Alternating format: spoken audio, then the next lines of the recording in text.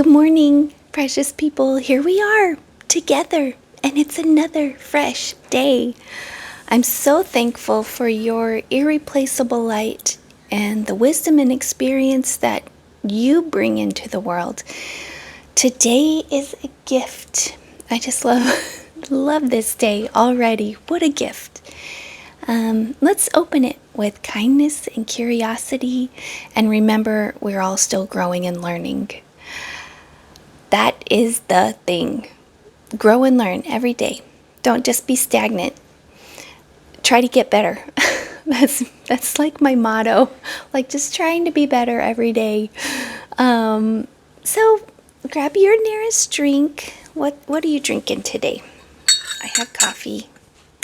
I have a little cup. I had some friends come over last week and they brought me a little birthday present.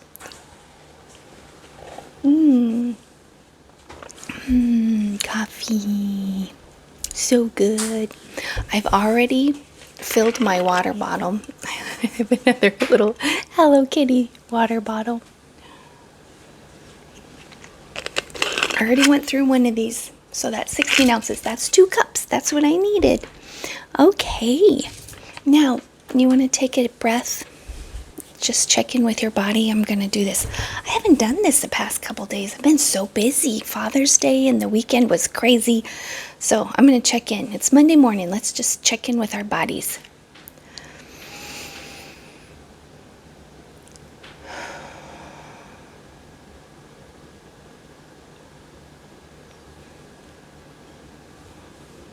I feel good. I don't feel loosey-goosey like I want to. I feel a little tightness, but I don't think it is...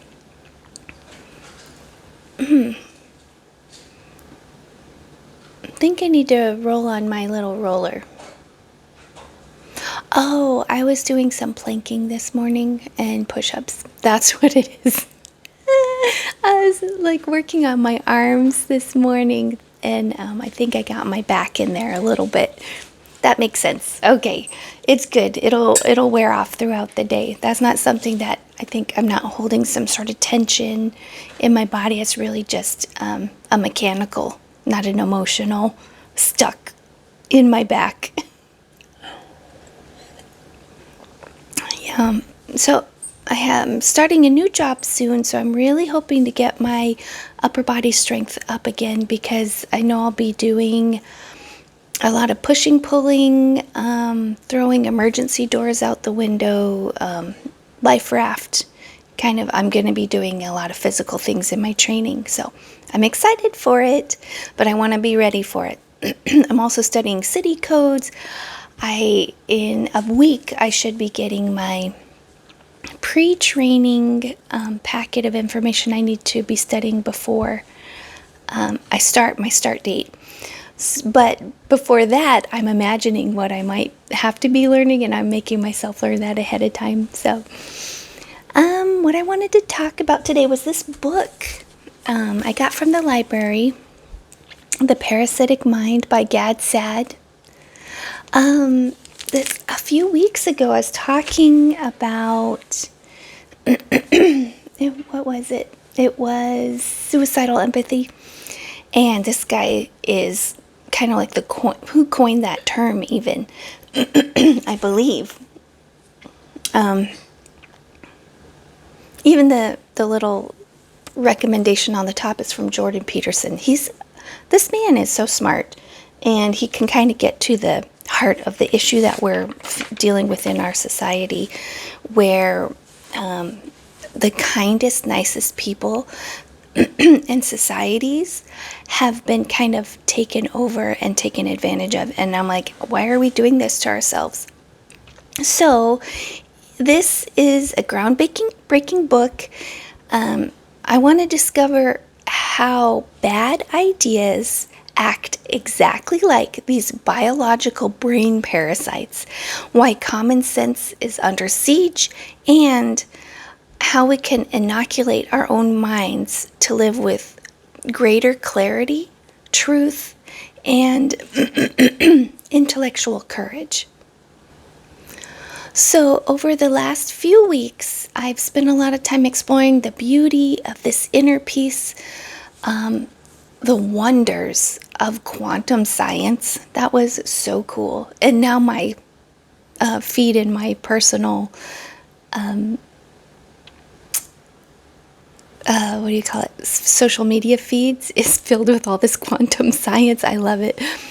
But to protect our peace, we have to understand the environment we're living in.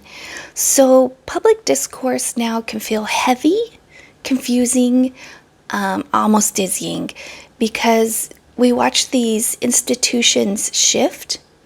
Common sense seems to be missing, and people like me are terrified to speak basic, obvious truths because we don't want to hurt someone's feelings or anger people. And it feels like this mental fog has kind of settled over the whole world.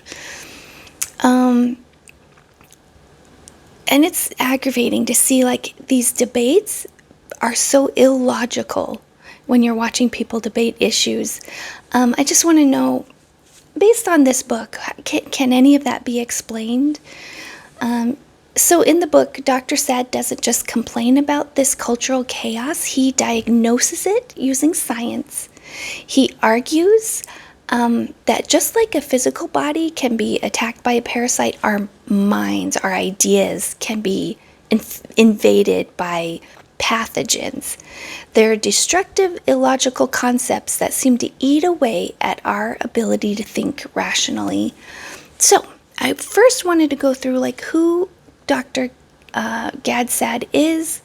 So you have to understand just his remarkable story. He was a Lebanese Canadian. He's an evolutionary behavioral scientist. He's a professor of marketing at Concordia University in Montreal. But before that, before he was this successful brainiac, he was born in Beirut, Lebanon, to a Jewish family. And in the mid-1970s, Lebanon collapsed with this bloody civil war, an awful civil war, characterized by intense sectarian violence and ideological radicalism. As a minority in this war zone, his family faced imminent danger. He vividly remembers the sounds of the bombing, the shelling, armed militias, the sudden violent destabilization of his once flourishing secular society. But his family in 1975 managed to escape to Canada.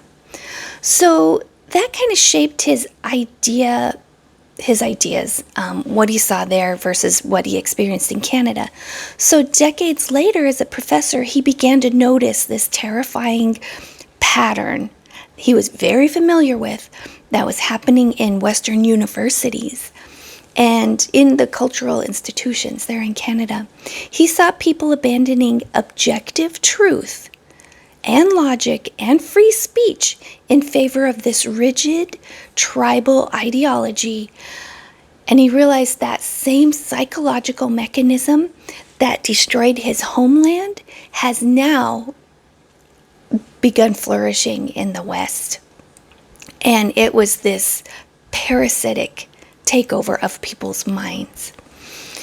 So the central thesis of this book is this biological analogy called the parasitic neuroparasitology. So just like in nature, a parasite can infect a host and make it go against its own nature, its own instincts, to basically die so the parasite can complete its life cycle.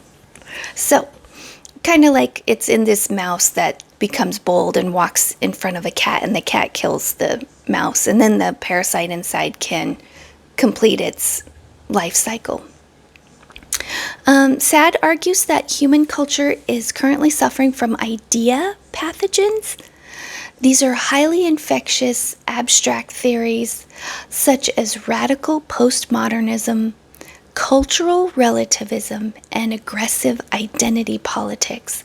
When these ideas take root in the human brain, they act like those toxic parasites.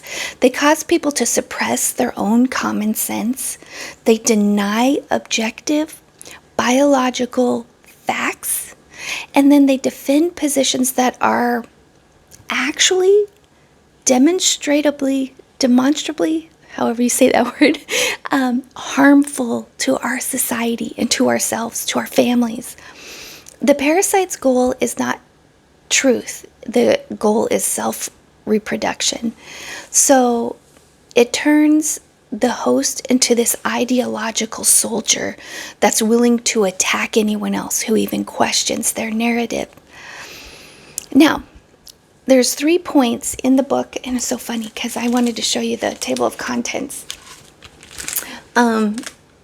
Civil War to the Battle of Ideas, thinking versus feeling, truth versus hurt feelings, non-negotiable elements of a free and modern society, anti-science, anti-reason, and illiberal movements, campus lunacy, the rise of the social justice warrior, departures from reason, the ostrich parasitic syndrome, how to seek truth, nomological networks, and cumulative evidence, and then a call to action at the end. If any of that sounded interesting to you, go to your library, get this book. I'm going to go over 3 things here, though. Postmodernism teaches that there's no such thing as objective truth, only individual perspectives and power dynamics. In the book, Saad argues that this is the ultimate parasite. That if there's no objective truth or science, just science becomes irrelevant. Facts don't matter. And whoever screams the loudest is the one who wins. And it replaces this evidence-based reality with emotional tribalism. And can we not see that? You guys, I have an example of this, but I might get to it later. The ostrich parasitic syndrome is a psychological defense mechanism. When a person is confronted with a glaring reality that contradicts their preferred ideology, rather than updating their beliefs, they behave like an ostrich and stick their head in the ground. They refuse to hear anything that contradicts their ideology. I have experienced this almost on a weekly basis.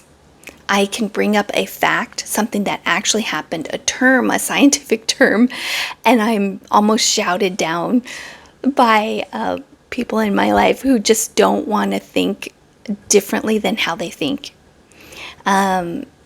It's why debates feel so impossible right now. And then the third thing I wanted to bring up, it was one of the last chapters here in the book. It's called Nomological Networks of Cumulative Evidence. How do we fight back against these parasites? That's what I wanted to know. Like, it's happening. I know it's happening. I experience it. How do we fight back? How do we make a difference in the world? So this is Gad Saad's golden tool. He explains that to find the truth, we must build a nomological network. This means you don't rely on just one study or one position, one opinion. You stack up evidence to complete, like from different areas, different fields of study, the Bible, science, that's what I like to do. Evolutionary biology, you can look at history, cross-cultural data. When multiple independent lines of evidence all point to that same fundamental truth, the ideological parasite loses its power.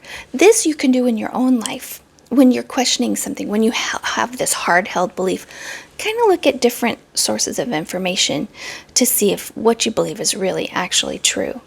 So, truth is verified by a jury of cumulative facts. You can get different streams of information.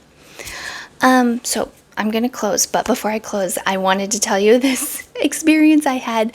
I went to Starbucks, just got out of my car, went in to pick up my order, and I ran into a lady that I have done crafting with before. And I was like, hey, and she was with a couple ladies sitting at a table. I'm like, well, I'm kind of on my way somewhere, but I'll sit and chat with you guys for a minute.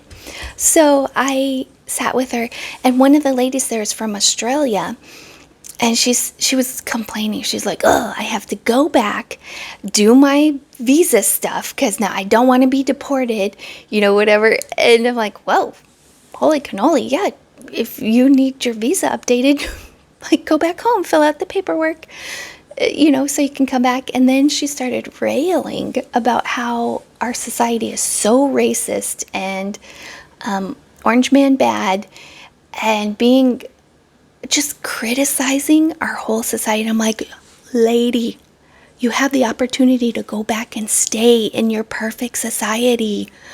Like, why are you whining about having to go back, fill out your paperwork that you need to fill out to be here, and then come back here if this place is so bad?